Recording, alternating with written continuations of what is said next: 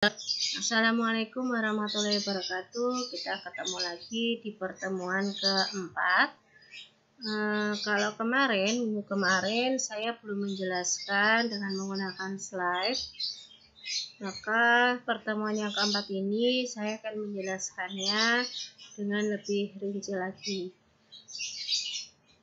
Temanya masih sama tentang communication skills. Sebenarnya kalau kita sadari, banyak orang itu meremehkan kemampuan berkomunikasi. Mereka sebagian ada yang berpendapat kalau orang sudah bisa berbicara, maka bisa dipastikan mempunyai komunikasi yang baik. Padahal sebenarnya tidak.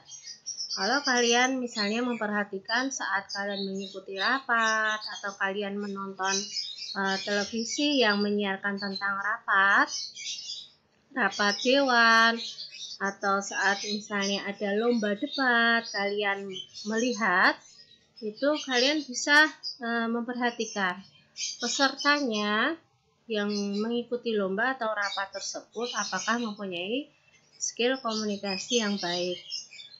Mempunyai skill komunikasi yang baik ini misalnya ditunjukkan dengan orang tersebut bisa menghargai pendapat orang lain atau tidak. Mereka yang cenderung menghargai pendapat orang lain tidak akan memotong saat orang lain tersebut mengutarakan maksudnya. Jadi saat orang lain bicara, kita tidak memotong pembicaraan orang tersebut. Lalu saat orang berbicara tersebut juga kita tidak langsung marah-marah. Kita menghargai pendapat orang lain. Nah, seperti itu. Itu bisa dipastikan orang yang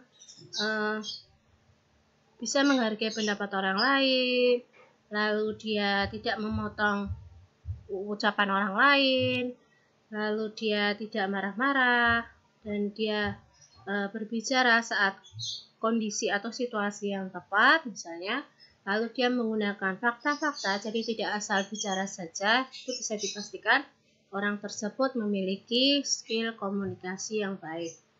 Seni berkomunikasi itu sebenarnya banyak yang masih menganggap kalau itu bukan faktor penentu kesuksesan seseorang.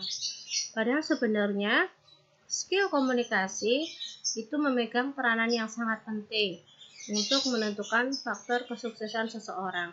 Contohnya seperti ini.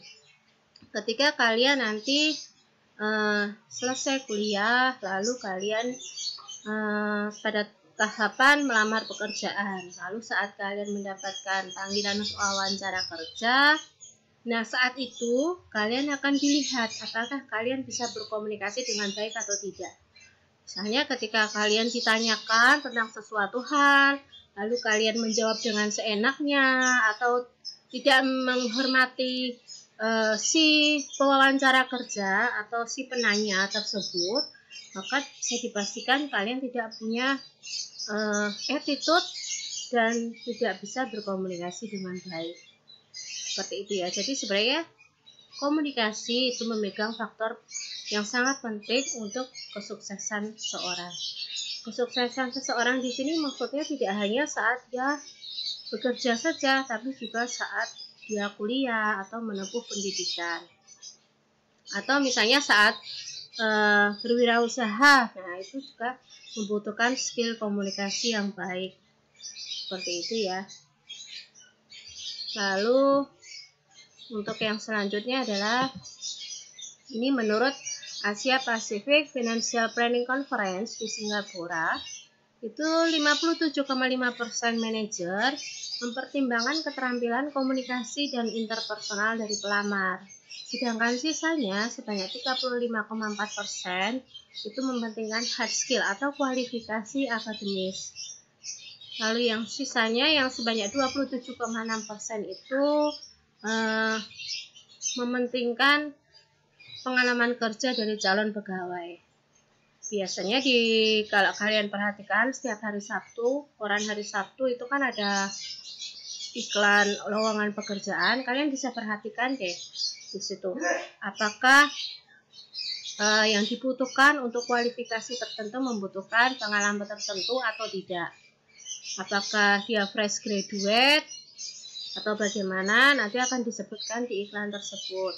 Lalu biasanya di situ apakah membutuhkan keterampilan komunikasi tertentu misalnya, atau interpersonal dari pelamar, biasanya itu juga disebutkan. Misalnya interpersonal pelamar itu misalnya dapat bekerja sama dengan tim, lalu dia bisa berkomunikasi baik oral atau written, baik lisan atau tertulis dengan menggunakan bahasa Inggris, biasanya disebutkan.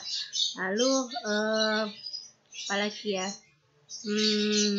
ya biasanya seperti itu, hanya atau under pressure atau bekerja dalam tekanan pekerjaan tertentu. Nah, itu biasanya disebutkan dalam syarat-syarat yang dibutuhkan untuk kualifikasi pekerjaan tertentu.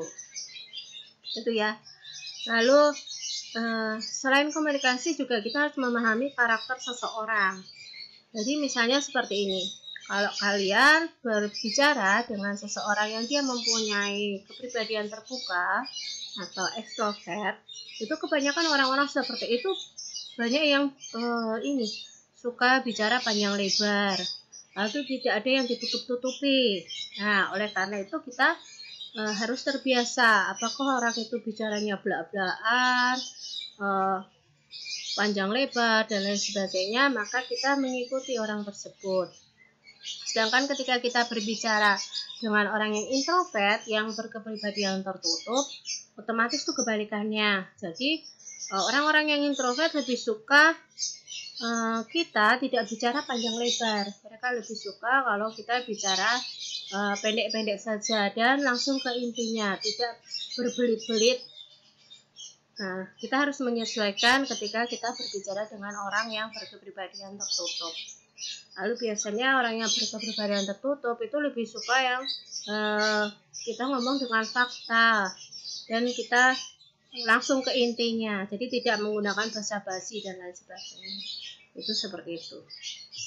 Jadi diingat-ingat, selain kita harus bisa berkomunikasi, juga kita harus memahami karakter dari seseorang tersebut ya. Lalu ini, seseorang yang sukses berkomunikasi pasti memiliki pola dan cara berkomunikasi yang efektif dan efisien. Yang perlu diperhatikan itu pintar berkomunikasi itu bukan asal bicara. Jadi bicaranya harus jelas dan dimengerti oleh lawan bicara.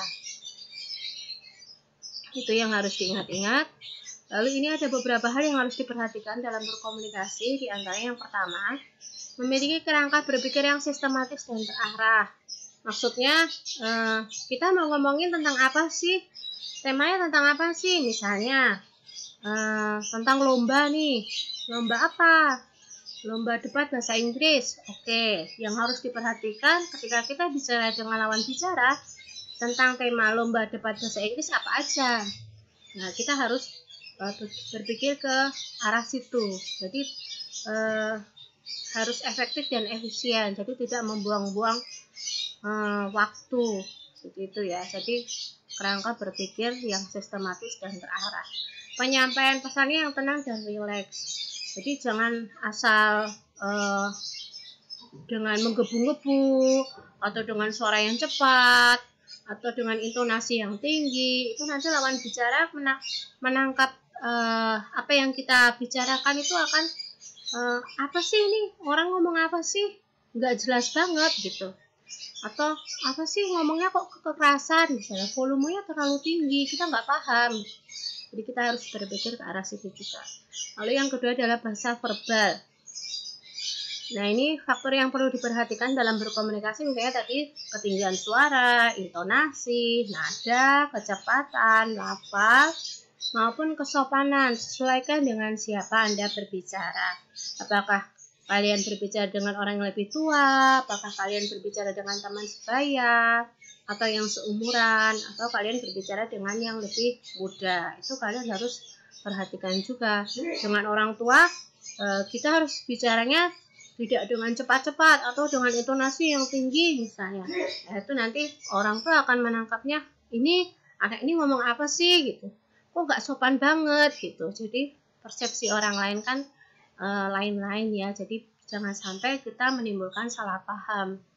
Lalu bahasa tubuh atau gestur. Kebanyakan orang juga memperhatikan bahasa tubuh. Tidak hanya kata-kata, 50-75% ternyata memperhatikan pandangan mata. Jadi biasanya orang kalau bicara itu akan menatap mata kita. Apakah yang dikatakan orang tersebut jujur atau tidak sih? Lalu bahasa tubuh atau gesturnya bagaimana mereka akan memperhatikannya. Apakah lebih banyak tangan yang berbicara, ke sana kemari, atau lihat ke kanan ke kiri dan tidak menatap lawan bicara dan lain sebagainya. Biasanya orang akan memperhatikan hal-hal kecil yang seperti itu. Oke, kita lanjut. Ini adalah komponen komunikasi. Itu terdiri dari 5 komponen. Yang pertama adalah komunikator, itu orang yang menyampaikan pesan atau pernyataan. Lalu ada pesannya atau pernyataan yang didukung lambang. Lalu ada komunikan, orang yang menerima pesan atau pernyataan. Yang keempat adalah media. Media itu apa sih? Media itu sarana atau saluran yang mendukung diterimanya pernyataan atau pesan oleh komunikan yang dikirim dari komunikator. Kalau komunikasi berlangsung antara dua orang atau lebih itu saling berjauhan, misalnya dengan telepon, dengan handphone, dengan surat, dan lain sebagainya, email, itu bisa menentukan. Di sini komunikasi itu bisa berupa komunikasi lisan maupun komunikasi tertulis. Lalu yang kelima adalah dampak atau efek. Jadi dampak atau efek itu pengaruh isi pernyataan atau pesan komunikator pada komunikan. Misalnya kita bicara kepada orang tersebut menggunakan handphone misalnya. Lalu ada kondisi sinyal yang tidak baik. Nah, si komunikan itu menerimanya, ini ngomong apa sih? Nggak jelas banget.